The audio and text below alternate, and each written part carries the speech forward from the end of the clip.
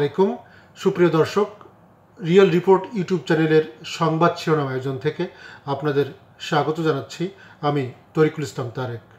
আজ 5 মে 2024 রোববার। ঢাকা এবং যশোর থেকে প্রকাশিত কয়েকটি পত্রিকার প্রধান এবং উল্লেখযোগ্য সংবাদ শিরোনাম জানাবো। শুরুতে ঢাকা থেকে প্রকাশিত দৈনিক নয়াদিগন্ত পত্রিকা।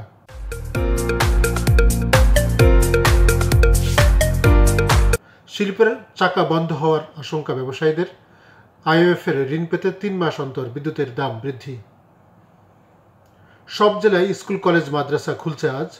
গাজায় যুদ্ধবিরতি নিয়ে মিশরে আলোচনা। ইতিবাচক হামাস। 3 ধাপে যুদ্ধবিরতির প্রস্তাব। রাফা অভিযানে রক্ত গঙ্গা বইতে পারে। WHO। যুক্তরাষ্ট্রের বিশ্ববিদ্যালয়ের বিক্ষোভ ছড়িয়ে পড়ছে দেশে দেশে। টানা দ্বিতীয় জয়ে চোখ টাইগারদের। গরম কিছুটা কমলেও মাঝারি তাপ প্রবাহ রয়েছে 4 বিভাগে। হাওরের কৃষকের গোলাভরা ধান, দুশ্চিন্তায় অন্য অঞ্চলের কৃষকরা। ফের টেকনাফ সীমান্ত দিয়ে পালিয়ে এলো 40 বিজেপি সদস্য। রোহিঙ্গা গণহত্যা মামলা নিষ্পত্তিতে আশাবাদী বাংলাদেশ ও গাম্বিয়া।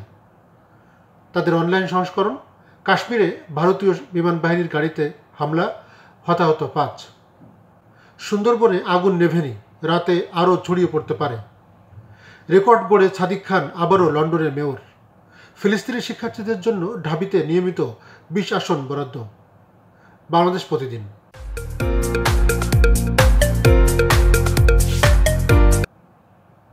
এক বিচারকের 2300 মামলা। ভারতে নির্বাচন, বিজেপি সরকারের প্রতি তোপ মমতার। মির্জা ফখরুল, উপজেলায়ও দলীয় প্রতীক না দেওয়া আরেকটা ফাঁদ। সংঘাত সংঘর্ষ আচরণবিধি লঙ্ঘন।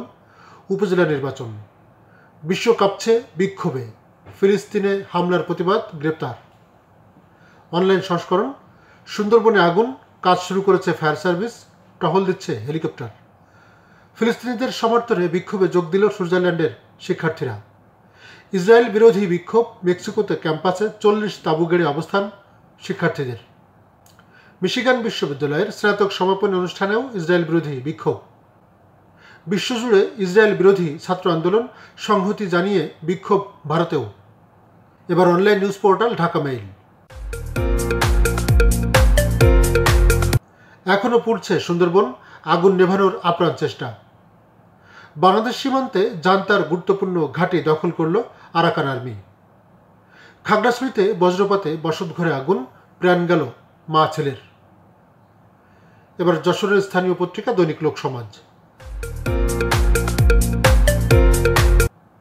যশোর 250 শয্যা হাসপাতাল, ভুয়া কাগজপত্র দেখিয়ে ধোপার কাজ বাগিয়ে নেওয়ার অভিযোগ। মালদ্বীপ ও বাংলাদেশের পর এবার শ্রীলঙ্কায় ভারত বয়কটের ডাক। বাংলাদেশে পেঁয়াজ রপ্তানি নিষেধাজ্ঞা প্রত্যাহার ভারতের। মিল্টনের 4 ব্যাংক অ্যাকাউন্টের সন্ধান, টাকা পাঠাতেন কারা।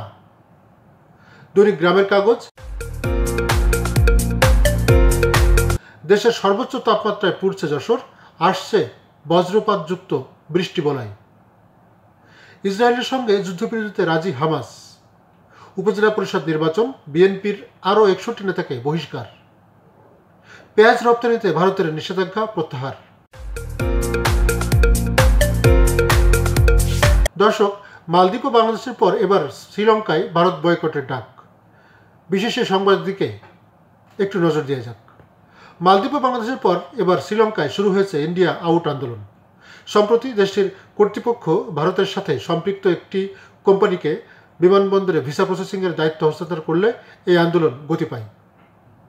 শুক্রবার 3 মে শ্রীলঙ্কা গার্ডিয়ানের এক প্রতিবেদনে এই তথ্য জানানো হয়। প্রতিবেদনে বলা হয়, শ্রীলঙ্কায় ভারতীয় আধিপত্য রুখে দিতে শুরু হয়েছে ইন্ডিয়া আউট আন্দোলন। সম্প্রতি দেশটির বিমানবন্দরে ভিসা প্রসেসিংয়ে ভারতীয় কোম্পানিকে সম্পৃক্ত করা হলে এই আন্দোলন গতি লাভ করে। সেখানে দেশটিতে ভারতের অর্থনৈতিক নিয়ন্ত্রণ এবং দেশের সার্বভৌমত্ব সম্পর্কে গভীর উদ্বেগ প্রকাশ করা হয়। তারা দাবি করে, শ্রীলঙ্কার অর্থনীতি ও কৌশলগত খাতগুলো এখন ভারতীয় আধিপত্যবাদের দখলে। এর একটি নমুনা দৃষ্টিগোচর হয়েছে বিমানবন্দরের এই ঘটনার মধ্য দিয়ে। এদিকে কলম্বোতে অবস্থিত ভারতীয় হাইকমিশন শুক্রবার এক বিবৃতিতে বলেছে, বিমানবন্দরের দায়িত্ব নেওয়া ওই কোম্পানির ভারতের নয়, এর সদর দপ্তরও ভারতে অবস্থিত নয়। কিন্তু তাদের এই বিবৃতি আন্দোলন বা উদ্বেগ কোনোটিকেই প্রশমিত করতে পারেনি। বরং আন্দোলনের গতি ক্রমাগত বেড়েই চলেছে।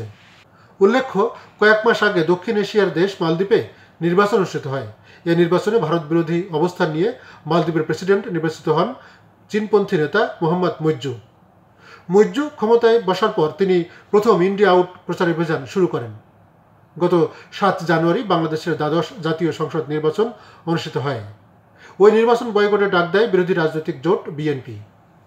এই নির্বাচনের পরপর দেশ ও দেশের বাইরে থেকে সামাজিক যোগাযোগ মাধ্যমে এক ধরনের প্রচারণা শুরু হয়। #IndiaOut এই প্রচারণায় তখন সোশ্যাল মিডিয়ায় অনেকেই যোগ দেন। সুপ্রিয় দর্শক, আজ এই পর্যন্তই। সবার সুস্বাস্থ্য ও মঙ্গল কামনা করে শেষ করছি।